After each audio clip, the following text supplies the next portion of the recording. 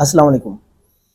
جن لوگوں کو قبض ہو جاتی ہے تو اس کے لیے ہم گھر پہ کیا کر سکتے ہیں؟ سب سے پہلے تو آپ نے جو پانی کا انٹیک ہے وہ بڑھانا ہے 3 سے، اگر پہلے آپ 3 گلاس پی رہے تو اب آپ نے 6 گلاس پینے ہیں۔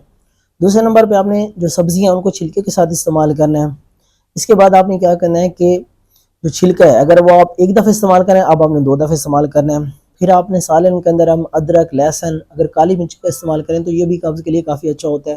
اس کے بعد آپ مون ہار 4 سے 5 بادام جو ہے وہ بھی استعمال کر سکتے ہیں۔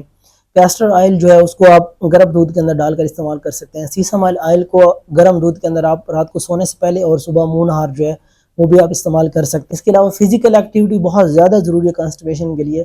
پھلوں کا استعمال زیادہ سے زیادہ کریں، جوسز کا استعمال اس میں نہ کریں، کافی اور جو چائے ہے اس کا بھی آپ استعمال نہ کریں، کوشش کریں کہ گرین ٹی کا استعمال کریں۔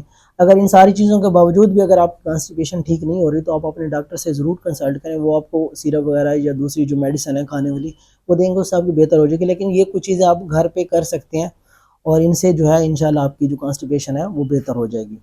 اللہ حافظ۔